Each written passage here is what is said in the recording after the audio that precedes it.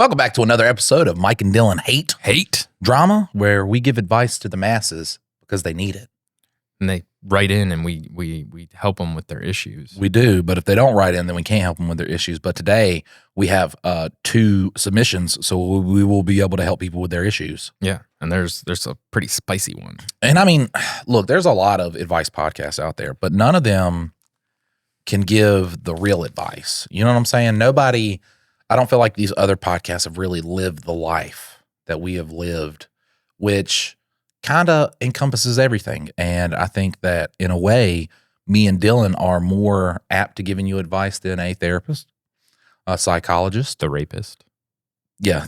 I mean, if you split it up, I mean, honestly, when you get the bill from them. The first time I saw that, I was like, that is so funny. Like, imagine if you had therapist.com. Well, that was like, it was many years ago, but somebody was talking about Penn Island being like the worst URL. Penis land? Yeah. That is good, though. Yeah, Penn Island. That's a brewing company, right? No, I think it was like an actual pen company. Oh. Do you think they saw that? I mean, they had to.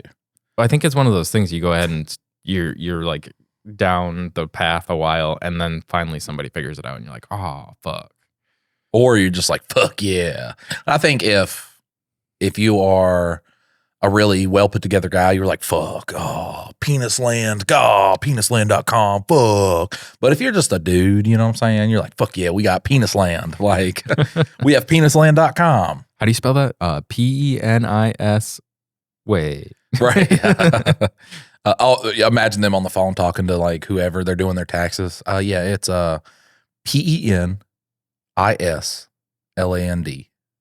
And it's like, Penisland? I got Penisland. There had to be somebody pretty quickly point that out. Mike and Dylan hate drama. All right, so we're going to get into our first bit of advice. It looks like Dylan has more than just 2 stories. There's 2 daddies judging baddies one there, so go ahead.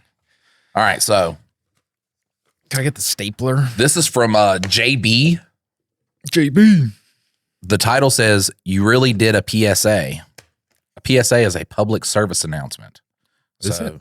Yes. Apparently we did a PSA. Well, we did that one because people kept sending in like super fucked up stories, but this isn't the PSA that they're talking about. Right. Yeah. It was like I was raped and then my family got murdered.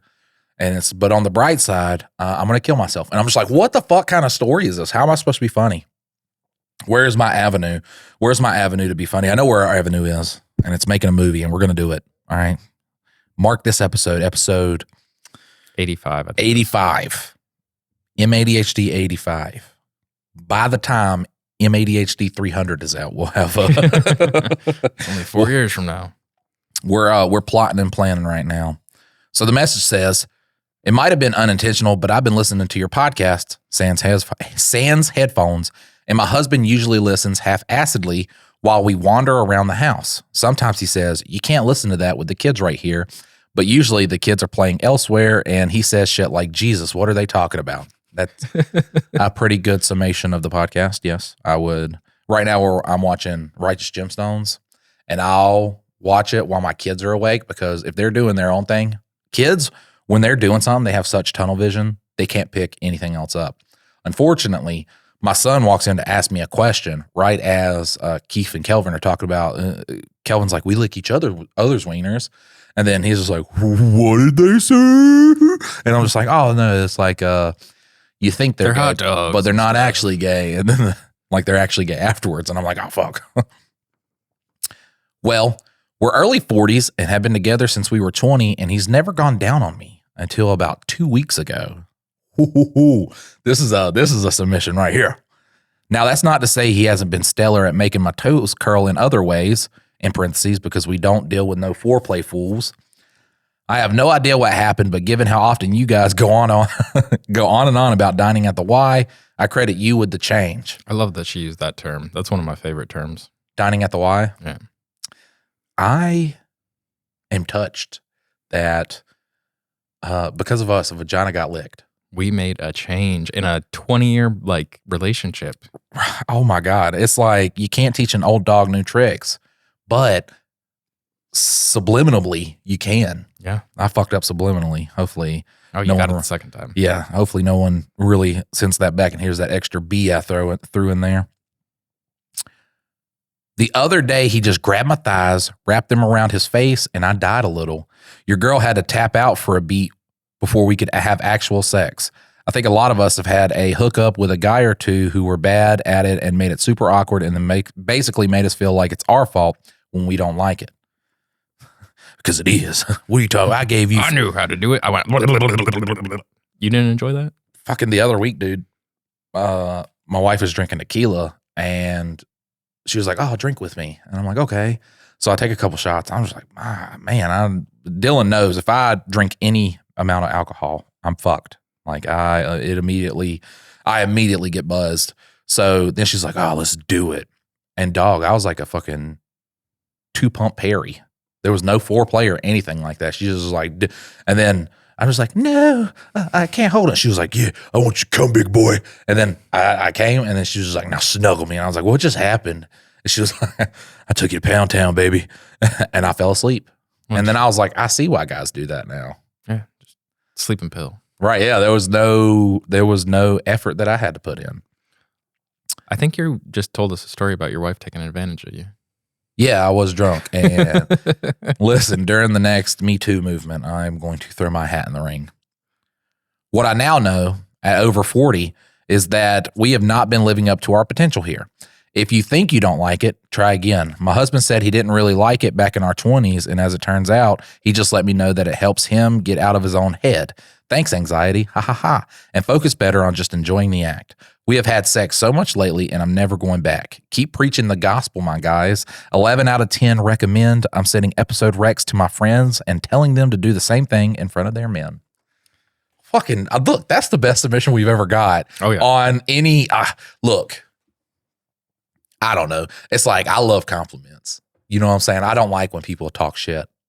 This might be a groundbreaking thing of somebody like, but I enjoy the compliment ones.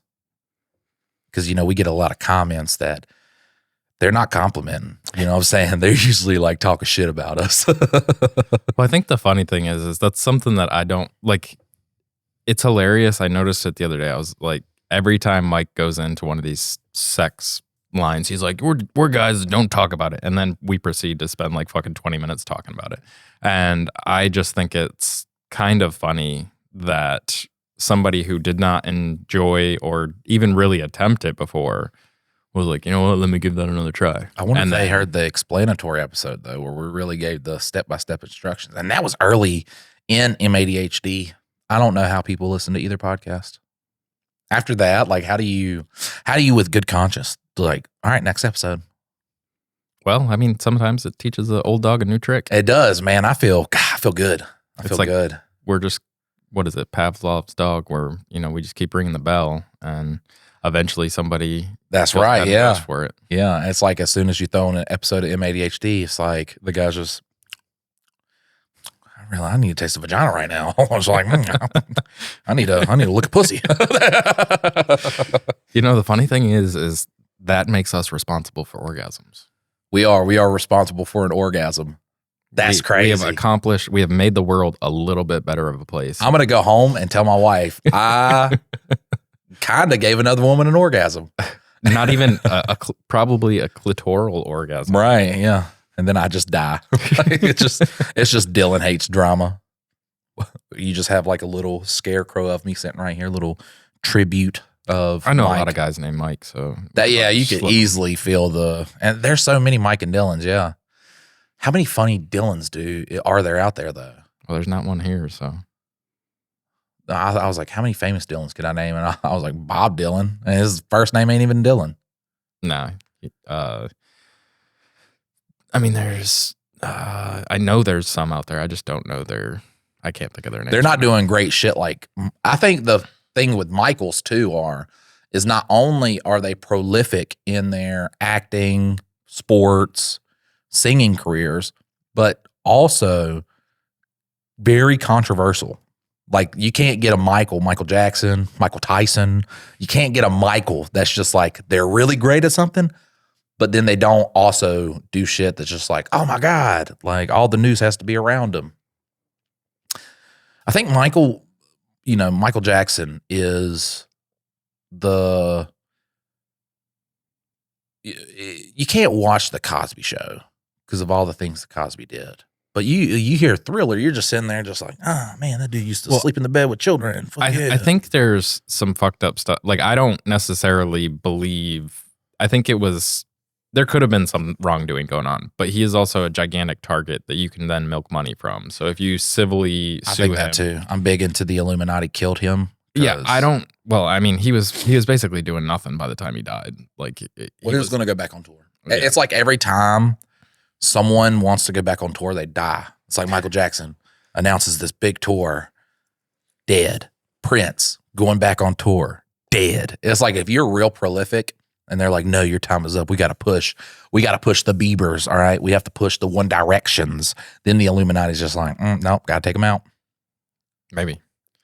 Yeah, but I think he kind of, and I'm not advocating that he didn't do anything wrong, but I think it was one of those situations where it was a money grab more so than necessarily, because if he was this evil guy doing this stuff, like, the first person would have came out, not 6 people all at the same time being like, Right, and you would have way more evidence than just like, he was weird around us. Like, we slept in the same bed. Like, you would have... Well, then why are you letting your kid go sleep in the same bed? Like, why are you letting your kid stay over at Michael Jackson's house without your supervision? That's a problem. Like, that is your problem. Is it coming from, like, the latchkey kind of, the downswing of that, where parents were just like, I don't know, just go outside and die? With an adult? Like, a famous I mean, he does have an amusement park. Like, imagine... you don't have a place there? Like, you're not staying in a room. Now in the 2000s, we know like how crazy people are, and it kids got more sheltered. But back then, it was just like, yeah, you could go out, and it's like, hey, Dad, can I hang out at this guy's house? And it's like, who is this guy? It's Michael Jackson. Oh yeah, sure. He has an amusement park there. Of course, my kid wants to spend the night. I don't know. Like, I am. If you told me, if my child was like, hey, I want to spend the night at this pop star's house, I'd be like, no. And it's like, well, it'd be different if Michael Jackson had kids that you were like, hey, I want to go spend the night at his kid's house. And then it just happens to be Michael Jackson's house. But these kids are going over specifically to hang out with Michael Jackson. Like, I'm sorry, but that is a sketchy thing. Like, it's like, take your daughter, 12 years old. Like, I feel like you're now arguing against your first argument, though. No, it's the parents' fault. Like, if there was anything that did actually happen, the parents were not being responsible adults saying like, hey, maybe I don't put my kid in this situation. Whether anything happened or not, like, all I'm getting at is that I think it was more of a money grab than it was that he was this Bill Cosby-esque person. Imagine being the parent where it's like, your child's friends with another child. I was like, oh, they're going to go hang out at that kid's friend's house, and they're all going to have a sleepover, and then you find out it's Michael Jackson. Yeah, it's like, whoa, I would have never signed on for that. And then you go there, roller coaster. Yeah, you go there all angry, and you're just like, oh, is that a roller coaster? Is that a giraffe? Yeah, Michael Jackson, just come see my giraffe, and you're like, oh my God, everything's all good now. I'm not. Yeah, it's a thriller. And you're just sitting there, just fucking doing the Thriller. It's like, I love this guy. Fuck yeah, you make so Halloween what do you do special. in that one spot, like right there? Right, yeah. All right, let's get into the next submission. All right, this one's spicy. Ooh. This is from Colonoscopy Eater. Am I the asshole for calling a 14-year-old a bitch? Nah.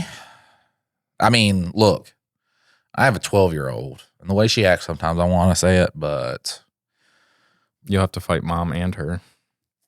Nah, they both hit me, so either one of them will just beat me up separately. All right, y'all, this is so long. It's 2 pages. It's long, but it's not too bad. Forgive me. I, 39 female, have been married to my husband, John, 45 male, for a little over a year. We dated for about a year prior. I met with his daughter about 4 months before the wedding. John and Jessalyn met 2 times a week and some holidays. I'm the breadwinner. Later info. We decided when you're the breadwinner, you can call anybody a bitch. Yeah, you can do whatever you want. Yeah. You pay the bills around here? Fuck you. World is your oyster. Who are you to slam doors in my house? I pay the goddamn bills, bitch. Don't touch that thermostat.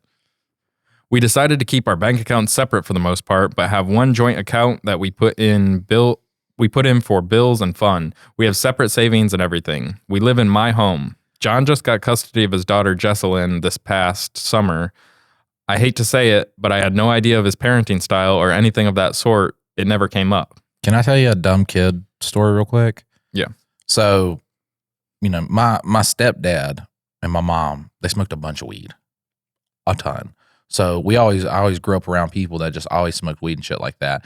And I remember one of my teachers talking about a joint account, and I'm just like, that is crazy that you would announce that as a teacher.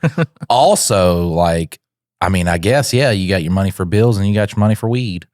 But yeah, it's just little dumb kid. Isn't it crazy the math that kids do in their brain to like make things make sense? And it does not it's not reality. Dog, I think the biggest one that like got me when I was a kid is the song, the Bible. Bible, yes, that's the book for me. I stand alone on the word of God, or something like that. Or no, it was the Bible tells me so, okay? And I remember, or Jesus loves me. There you go. That's the name of the song. Jesus loves me. This I know. For the Bible tells me so. All right. And my brain could not wrap my head around the phrase, the Bible tells me so. Like I told you so. That's how it says. Like the Bible told me so. It told me that. But in my brain, in my kid brain, it's always like the Bible's told me so. So who cares if God loves you? And I was just like, that just feels like, why is it so dismissive? Like, why is the Bible being so, like Jesus loves me. Why is the Bible a fucking hater? Bro, I swear to God, until I was like 11 or 12 and thinking about that song, I was just like, oh man, I was fucking stupid. I think I was probably 7 or 8, and my buddy used to sing the Guns N' Roses song, but he would always flip where the girls are green and the grass is pretty. And I was like, bro, no, switch it around. But that's one of the craziest things with music, though. As soon as it's locked in, as soon as you have that, changing that in your brain to fix it to the right words is like fucking impossible. Impossible. And I swear by All For One. And I swear. Yeah, so it's how does it go? What line is it? But he goes to say years, but it just sounds like weeks, and I cannot get it out of my head. Do you know what part I'm talking about? I can't think of it, but yeah. But yes, where that tune switches, and he's supposed to say years, but it just sounds like it ends with "ks." And bro, just it fucks me up. It's crazy though, because back in the day, before, like, especially if you didn't have like the albums with the lyrics and stuff. Oh, we were riding around and you were listening Last to Poppy Resort. Roach. Yep. What do you say? Because it's supposed to say downward spiral, where do I begin? But to me, it always sounded like Terrence, Pablo, where do I begin? And bro, like he's like, I thought the guitarist and the drummer were Terrence and Pablo. Yeah, I thought he had Terrence and Pablo as band members. And it's just misheard lyrics are like, you hear somebody say it and you're like, that's the dumbest thing I've ever heard. But to the other person, like, Terrence, Pablo, where do I begin? I heard it when you said it and I was like, how did you hear that? Like, I did have the album and I like tried to learn the lyrics, but I heard downward. But there's so many songs that I'm just like, what were you listening to? I think the only thing is I don't like when people defend it real hard, because we were listening to Take a Look at My Girlfriend. She's the only one I got. And my brother was singing it. And then he said, my castle's on the map. My white flag is waving. And I was like, why do you, castle on the map? And he's like, oh yeah, that's an old ancient term for like surrendering your cat. I was like, I'm pretty sure it says my towel's on the mat. And he's like, oh yeah, that makes sense. And I was like, yeah, that makes, because you're giving up. But he just went into a long thing where he explained it. And then I had another friend that explained that, the bye Miss American Power, it's a fucking, it was about the plane crash with like Buddy Holly and all them. I had a friend explain to me how it was about the Vietnam War and all this, and he just like goes in depth, and I was like, I don't think that's what the song's about. I didn't say it in that time. And maybe what I hope is like later on in life, he found out what the song was about, and then he remembers the time where he tried to explain it to me, because I did feel awkward. And it was one of those situations where he went so emphatically into it. I was just like, I'm not going to tell him. Yeah, when you started singing that, the only one that could come to my brain was the why did my dog have to die?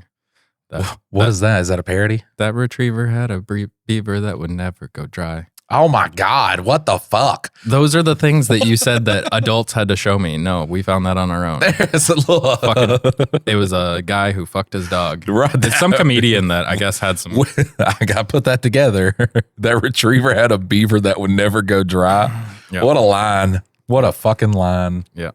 Those were the old comedy albums of the late 90s, early 2000s. All right. That's our little excerpt Cue to on get misheard lyrics. Yeah.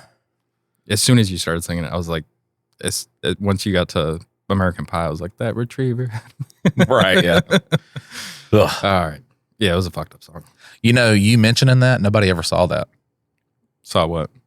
That argument. Oh, they didn't? No. Was that in the one? That was the Tulpas. Oh. Yeah. Where we were just like bullying fucking special needs kids and shit.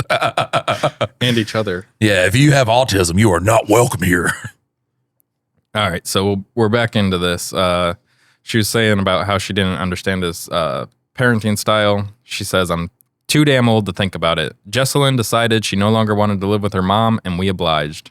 Prior to this, John and I were traveling together around the world. We decided to not stop traveling, and it'd be a fun experience. Jesselyn complained about how she wanted to bring her friends along because I could afford it. Jesselyn was constantly on her phone and wanting to stay in the hotel rooms because she didn't feel like doing anything, then later complained that we didn't take pictures of just the landmarks. We took pictures of the landmarks with us in front, and that's not what she wanted. I'm going to tell you what, I don't know if her calling this girl a bitch is okay, but that bitch better be a Patreon out there traveling the world.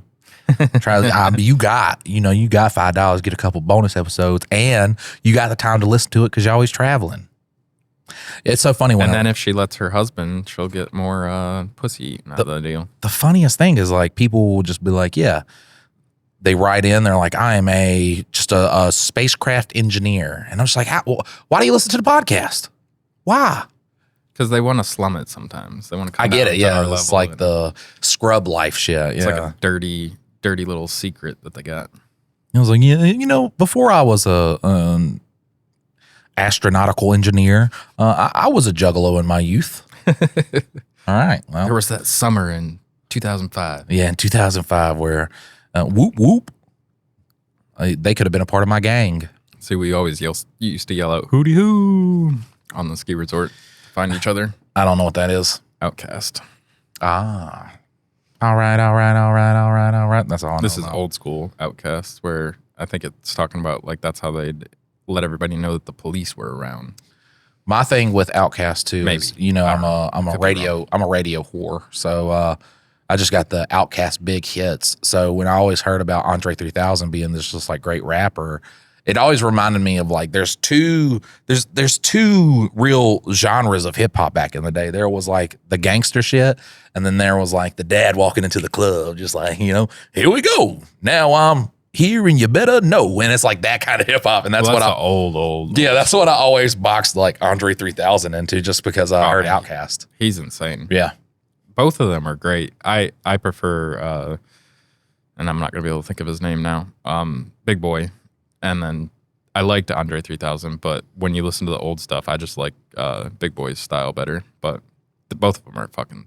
But yeah, if you go back to their old stuff, it's fucking super epic. You got to conform if you want that mainstream money. Yeah. Me and my wife fought about that with Gwen Stefani, because she's like her music is great here, but it wasn't like when she was in like No Doubt. And I was like, I like No Doubt better just because there's a band around it and there's like, it's a song. It's not just, pop music. And she's like, she didn't sell out. I was like, yeah, 100% she sold out. And I have no problem with the her biggest selling example out. I is don't Maroon like 5. Like that's the easiest shift you can hear in music is Maroon 5. Which look, it makes sense. After Adam Levine's fucking bro, I had a terrible time because I was like with Kelvin, I was like, it's Adam Levine. And she's wife's like, that's not his name. And I'm like, that's it, that's his name. It's Adam Devine. But his big shift in the fucking from going to like that, kind of alternative style to the very poppy style. You could have spotted that all along. Once them text messages came out, he was like, "Holy smokes, holy moly, you are beautiful. Your body is your body is on fire. You're hot, and I'm hotter in person." And I'm just like, that's the corniest goddamn. I would fucking kill for an eighth of his money. I'd sell out. Yeah, fuck yeah. I'm waiting for my opportunity. Well, to the thing out. is he's a decent looking guy, so like he didn't have to do any of that. He did, but that's where you're like, oh man, like something had to happen. The bandmen were just like writing fucking fire music, and then he took over. He just didn't have to develop a personality. You could sing, and he's a handsome guy. You don't have to try it all. No. You could go up to a bitch and be like, "Holy smokes, your body is amazing," and they'll be like, "Oh, thank you." Which, give now, Mike, I walk up to any woman, I'm just like, "Oh, holy smokes, your body is amazing." They'll be like, "Oh fuck, call the cops." Yes. Officer, please save me. All right, so let's not digress further. We've only made it 2 paragraphs into the story. All right, so the young girl, the 14-year-old, is mad because they're taking pictures in front of landmarks with them in it, and she wants them to take pictures of just the landmarks so then they can give them to her after she stayed in the hotel room so that she can put them on her Instagram story and show how she traveled the world. John, like taking a picture of your food. John and I decided to force her out of the hotel. Understandably, she would complain nonstop, and it resulted in us canceling our last trip for the summer and all other plans. We tried talking to her about her behavior, but it would just end in yelling and cussing. I thought maybe just her and her dad talking would go well. Cussing, yelling, and bad name calling. We sent her to therapy twice a week. We decided to go to movies and go to baseball games. It's what she enjoys. And going to and making lots of Mexican food. Things were going well. We decided to spoil her a little for her upcoming birthday and bought her a lot of new clothing, sportswear, and jewelry. Our biggest gift to her was a Gucci Boston bag because she travels overnight sometimes for sports.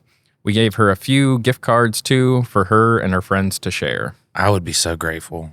Yeah, if you want to adopt us. Yeah, we'll go on vacations with you and we'll be we'll go out and fucking see the landmarks. We'll smile in the pictures. Yeah, what a bitch. God. I agree. She's a 14-year-old. I agree.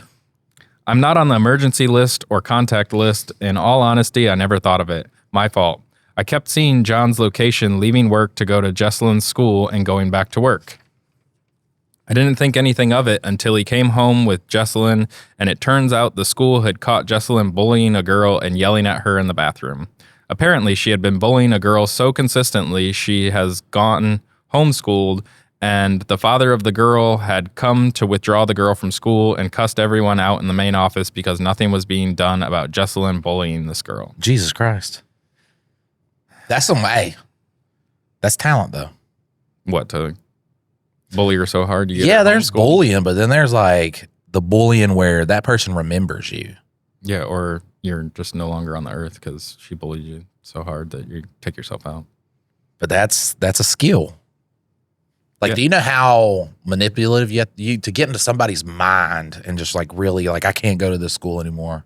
Yeah, it's almost like you carry a Gucci bag and just be like, you're nothing because you don't have a Gucci bag. Yeah, you don't have this Gucci bag, like, and all this Mexican food. And look at these pictures of your these parents landmarks. Don't even love you. Right. They don't get you a Gucci bag.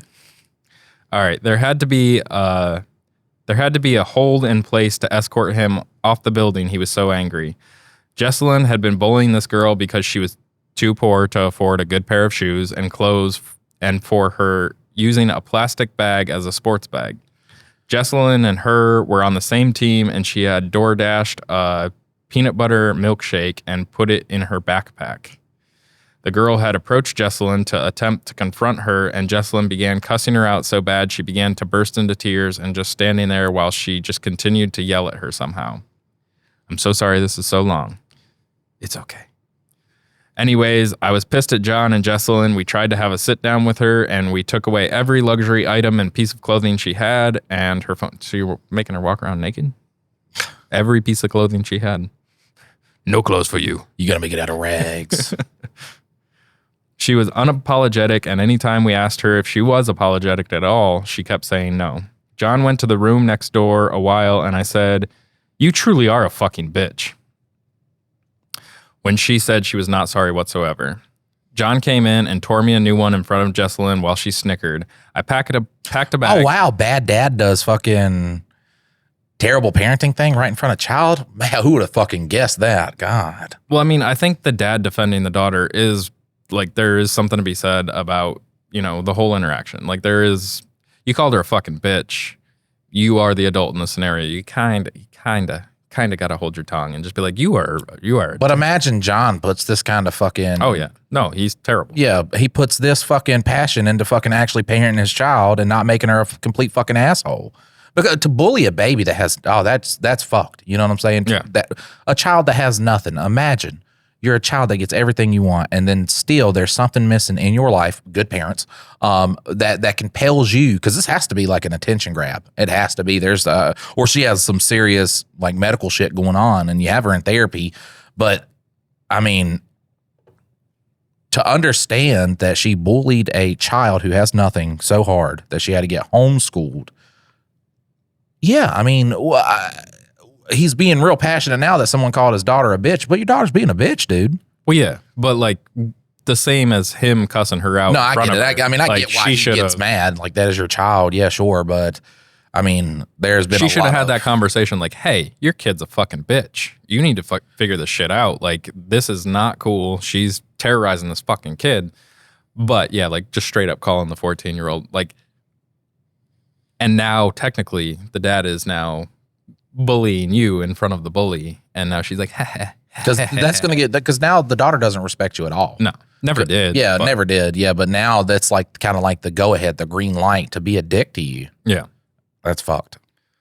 Yeah, that's the tough thing about being like the step parent in the situation is it's such a tightrope that you got to walk. Like, yes, technically you're an authority figure, but you're not the authority figure. Right. And so if you do step out of line, now he brings you back into line, not necessarily like the daughter is being a fucking bitch. Right. 100%. Were your words correct? Yes. Should you have said them directly to her? Maybe not.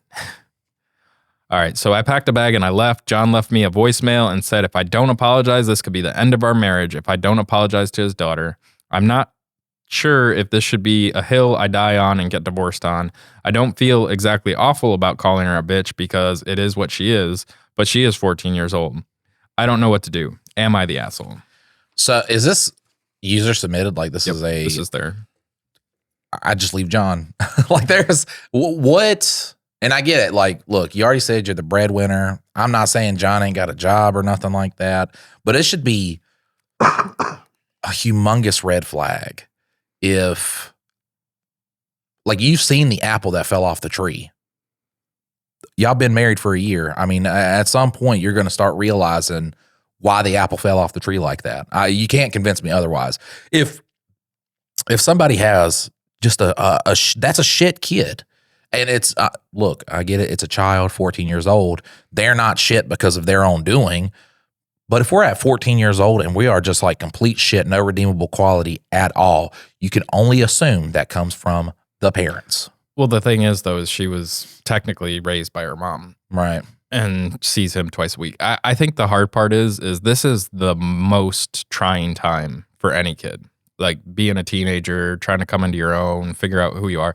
Like, it's a terrible situation. Like, for you to be entered into it right there at that time, it is a challenge. It's tough, yeah. And you really have to determine whether your relationship is worth going through all that. I mean, ultimately, hopefully, the girl gets some sort of parenting that kind of corrects the ship. She's not going to be perfect tomorrow. But if John can, is it John? Yeah. Yeah. So if John can like figure out how to step up as a husband and as a father and like help try to bring her back into being somewhat of a decent person, it's redeemable. But do you want to go through that whole process? Because it's not going to be a cakewalk. It's going to be miserable the whole time. The only thing that's going to get to her is the words of her father. Like, it's whoever she really looks up to in life. With that, just, I'm disappointed, man. Like, explaining why just bullying a child that has nothing while you are fortunate enough to have all of this stuff and go on these trips. Why? A, that's just like a shit move. But B, like, what is going on in your life where you feel compelled to do that? Are you offloading bullying? Or are you getting bullied by somebody else? Just like really trying to understand that child's life. And it does not seem like just from the story that John is doing a good job at, being a fucking man. Like you have to understand what's going on in your child's life. Me and my kids talk every day, like what happened at school, all this other stuff, what, their wants, what they're, looking forward to and shit like that. And just being able to explain like, hey, even innocuous shit. Like my son could tell me a story about, him and his friend hanging out. And if there's something bad that happens in the story, you got to have the wherewithal to be like, okay, well, look, they have, the passion right now to come and talk to me and tell me about this story. If something's wrong in it, I kind of hold that, wait a little bit, and then like come to him and say, hey, this part right here. Because you don't want your child to not tell you about, things that go on in their life. There's a time and a place. If your child's feeling really passionate and wanting to talk and being happy, that's not the place to then be like, reprimand. Like you could do that at a later time, but just really explain it to a child why something is wrong will prevent a lot of shit. And I understand, look, mom raised the daughter, but then you still have her 2 days out of a week. It's not like you're not there. Well, no, now she's fully with them. Right. Like now she lives. Yeah, but even when mom had full custody and John only had her, 2 days out of the week, you can still have conversations. Still. Well, I think the big problem here though is that they're spoiling her fucking rotten. That's like, you are. Just let me talk for a second. Just let me have a conversation. No, I did want to bring that up. Is like you don't fix bad behavior by then giving the person more stuff. Yeah. The biggest thing is like she was acting like an asshole, and then you thought she was coming around, and then you just absolutely spoiled her with gifts. Like just dropped a shitload of money on her, gave her a Gucci bag. Like you should have just bought her the fucking Adidas bag. Like it doesn't have to be a prestigious fucking bag. Like that is then ammunition for her to then go and pick on poor people. Like she could just have a normal Nike bag or whatever the fuck. But you guys went way further than you needed to go with a girl that you've already seen issues with. So like rather than just pour her all this money and all these gifts and all this stuff, that was a time to drip something, not flood her with a bunch of shit. Because you're not rewarding for good behavior either. No. You're just giving her, you're like, oh, okay, bin shit. We're going to give her all this stuff. She's in therapy because we're trying. That's not how shit like that works. It's like you say, hey, there's this problem that we want you to work on. Once you see that problem's being worked on, that's when you start doing like because if someone's acting like a shit and then you just start giving them gifts in their brain, you're rewarding them for being a shit. And this would already have been happening. That Gucci bag would now belong to that girl that she bullied. Yeah. With a big fucking, because how John does need to apologize to that family. Yes. Because. Well, she needs to, like, they need to, you really need to work on her to try and get her to understand that like material possessions don't make you who you are. Like it's cool to have nice things and there's no problem with having nice things. If you then use those nice things as a way to make other people feel shitty, that's the problem. You can have as nice a car, as nice a bag, as nice as you want to. But then if you look down on people because they don't have that shit, that is where it becomes a problem. And like, it's the same thing. Like my 14-year-old currently, like she has to have the nicest of everything. And we've brought it to her attention. Like, okay, if you want nice clothes and stuff, you get less of them because they're just simply more expensive. If you want them, that's fine. We'll get you the nice thing. But instead of getting like 3 pairs of new leggings, you get 1 because they cost 3 times more than a normal pair of leggings. So, right. And like, just because you have that does not make you a rich kid. Like you have a nice thing, cool, but you're not one of these kids that lives like high on the hog and, oh, you ripped a hole in these, so now you get a new pair, like no questions asked. No, like you take care of your nice stuff and it's teaching them some sort of like ownership and like responsibility for it instead of just being like, oh yeah, you're rich, we'll just buy you whatever. And like now that you see this as a problem, if you're gonna stick around, you guys have to figure out how to change her perspective on being well off. Like you're not better. You have a better scenario in life, yes, but that doesn't make you better than, especially as being a kid. You didn't do anything to earn this. You just happened to win the fucking sperm lottery that you get nice stuff. But you are not better than this kid. Like that kid, might care for the team more and actually be showing up for their friends. You're just being a shitpot. So like we got to work on your outlook on life and how you show up. Like, especially for a sports team, like you're a team. Why are you picking on one of your teammates? Like you should be trying to help that kid have some sort of, like, what is it? their confidence, like build their confidence instead of tearing teammates down. You should be trying to bring them all up so that you guys can play whatever sport it is better. Like show up as a decent human, and then you get more of those rewards. So yes, if you want the Gucci bag, as long as you're showing that you're not a fucking shit stain about it, then you can get those nice things. But if you're going to be a shit stain about it, then we're just going to get you the stuff the poor kids have, because obviously this is a contentious point for you, and you can be like the normal kids until you show that you're responsible enough to have the nice thing and then treat everybody decently. Yeah, I just start making her volunteer at little shelters and shit like that. Go to the little fucking battered woman shelters. That's a really good one, because then she will get to interact with less fortunate children and see kind of like how different people have to go. Nothing will make a child, and this is what I figured out, nothing will make a kid understand more than seeing a little baby go through something. So help out a little shelter down there, and then you see a fucking, a little fucking 3-year-old that has nothing. And I don't know what it is, man, about them with the little puffy jackets on, you know what I'm saying? A little bad haircut that'll just I have it great, And have her like start earning stuff instead of just giving. Yeah, like the Gucci bag. There's no way no matter how much you give a kid for an allowance, they're not going to save up to buy a fucking Gucci bag for, I have no idea. I know the belts cost like $800, so I have no idea how much a fucking bag costs for sports. So like start making her be responsible for herself, and if she wants the nice thing, start doing shit around the house. Fucking go get a job, and like we'll bring up the difference, but we're not going to buy this thing outright. If you want a $800 sports bag, you got to put in $400. We'll put in $400, and like start teaching her how to be somewhat an adult. She's 14. 4 more years, she's off to college or out on her own or whatever.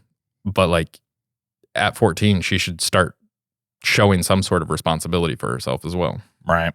My daughter, she's getting into volleyball, and the sports things you get are going to be like Walmart sports things, especially like if you're real into it and you do it for multiple years and it's something that you're really passionate about. Sure, we could take that next step to get the nice stuff. The problem is that you're gonna walk, like if you had a Gucci bag, she would never have a Gucci bag. That's just preposterous. I don't think she would want one of those anyways.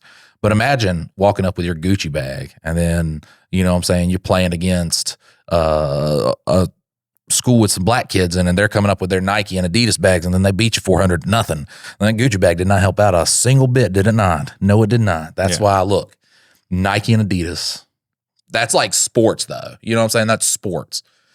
Gucci, I'm sorry, where does that fall into the sports category at? Well, all it is just a badge of like how much money I have. I mean, and that's the same thing with like, I'm sorry, but like the Lululemon leggings and shit that are like $100. You can go buy the same quality experience from Walmart or JCPenney or anything else. They're the same fucking thing. They're not something special, but people will spend $100 because it's got the stupid little emblem on it. And trying to teach that to a 14-year-old though is like damn near impossible. Just because if their friends have the one with the stupid emblem, they're like, I gotta have the stupid emblem. And it's like, no, if the pants wear the same, if it feels the same, if it is the same, it's the same. But trying to like, and I understand that because like being a kid, I always wanted the Jinko jeans, but I looked just as stupid with the fucking knockoff like 30-inch leg pants like as everybody else. And for the most part, everybody had like 1 or 2 pairs of Jinkos because they were like $100 and some for a pair of Jinkos, and you could buy the similar style at Hot Topic for like $40. So I bought a lot of those, and then I could change my pants instead of having to wear the same fucking pair of Jinkos every day of the week. That's one thing I loved about being super poor, though, is I was happy with cargo shorts. That's it. And Walmart, they had a good looking pair of cargo shorts. I didn't need like American Eagle or none of that. I was just like, no, Walmart cargo shorts are pretty good. So as long as I was getting those, I was happy. Yeah, I was so counterculture. I still to this day. Oh wait, no, I think I have stepped into an American Eagle, and that's for my daughter because she got big on that. But before that, I had never stepped foot into a Aeropostale, fucking American Eagle, Hollister, none of those. I had an American Eagle jacket because my friend got too fat for it, so I was happy. He was just like, yeah, you can have it. I can't fit it anymore. And I was like, well, buddy, if you like lost a little bit of weight, you could fit into it. Nah. And now with me, I'm just like, all my good clothes just don't fit that well anymore. And I'm just like, I got to get bigger clothes. And I'm like, oh, Mike, you can lose some weight and fucking. But when I hit 15, I decided that I was like, I've either got to like up my clothes size or I got to lose weight so that I can fit in my clothes again. And I weighed myself this morning. I'm 188. Right now that we are, in the process of, we're like, okay, what movie are we going to kind of go towards? We are going to do a Kickstarter later. This is all later ideas. So until we tell you that we're pouncing on the idea, don't get the idea that we're doing it anytime soon. But when we do all that stuff, I got to drop I'd like to lose about 30, 40 pounds before I get on camera, just because it looks better too. It looks better if the, lead, which I don't even want to be the lead, man. I don't have an interest in acting. I have an interest in just. I mean, you do. Like, my interest is not acting. Your main goal is not acting, but you do enjoy acting. I enjoy acting. It's fun. It's just another. It doesn't have to be like your top thing that you want to do. But. Yeah, if we were sold on an idea and there was just this guy who was just a friend we knew that was a fucking phenomenal actor and we could build something around him, I'm happy not being in the whole fucking thing. You know what I'm saying? Just to be behind in the process and the making it, that's the fun part. But I think my idea, like I would like to be in pretty much everything we have, but it's kind of like a Alfred Hitchcock, Stan Lee type thing, like where I'm in it just to be like, there I am, but I don't need to be a main character. I don't need to be like anything big in it. Just I could be the fucking cashier. It's like, oh, yep, $6.50 for a pack of cigarettes. Like, don't care. Yeah, some shit like that. And it's just, once again, when I think about it, it's not like I'm like, oh yeah, I want to do this and act in this. It's like, no, I want to learn what it takes behind the camera. And I'm more interested when I'm watching movies now. Like we just rewatched The Grudge and I was looking at a lot of their camera angles because they were doing one where, they're in the fucking first third and then the camera would kind of shift over to having them in the middle. But then it would show like what's behind them, and they would use that, and then they would shift back to the the last third, and it was just like a really cool like shift that they were doing, and I was just like, oh, that's something that I got to show Dylan so we know how to do that if we're shooting a spooky film. That's where I think my passion more lies in stepping on my toes. Is where your passion? No, because we'd both be direct. You right now are like, because if you think about like my strengths with like the comedy and the skits and stuff like that, your strengths with the filming, that should not be things that we are doing. You know what I'm saying? Our things should be like directing and learning kind of everything. Ultimately, that's my goal is directing because I'm a people person. Can you imagine the arguing we have on set? It's going to be fun. Well, yeah, like all that stuff about framing and all that. That's definitely stuff that Yeah, I'm not going to, give me a couple years, I'll start being like, oh, yeah. Once I understand, how things look and shit, we do got to get one of those, what you were talking about, so you can see it. Yeah, production monitor, all that good stuff. I mean, we can pull it off with a TV, but yeah, it's nice to have a legit monitor so you can. Not that big ass heavy motherfucker. Just imagine just setting that down everywhere. Well, I guess also, just like help and stuff. Do you know how much a production monitor, like a legit one, is?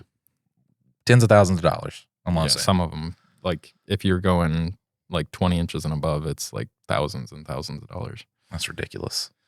Well, let's make our first So Bad It's Good or the found footage one. Well, I think with any sort of Kickstarter funding, we'd be getting tools that help us accomplish the goal. Because yes, actors and things like that cost money, but having a good shoot with the proper tools is tools. I think tools and help is the biggest things. After that, I mean, we can fucking shoot whatever, but just like the tools and help is the.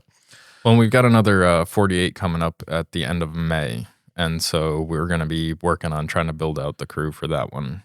Yeah. And so this time we have a better understanding. Well, that's the key that we missed on the last one. We thought, we're going to do it. And so people are going to show up, and literally all the people that I have in my, like, whatever you call it, stanchion for people that would help me. Everybody's like, I'm busy, or else they're extremely religious. And so they're like, it's too edgy. I'm like, because there's no way that we're not going to have an edgy film. Like it's going to have swearing. It's going to be on some sort of topic that we're going to dial it back this time. Yeah, we're not going to go as hard because basically we crutched on saying fuck. And We did. Shit. And We did. This time I think we'll have just like a full film basis come along where we kind of have that little opening. And well, our biggest fuck up was it was one scene. Yeah. It was one scene and we stayed on that. Like we had very minimal intro, B-roll, straight into the scene, shot around the scene for like 7 minutes and then hopped out to the end and that was it. Bro, I was so deflated when it was like, oh, I won Best Supporting Actor. And I was just like, fuck.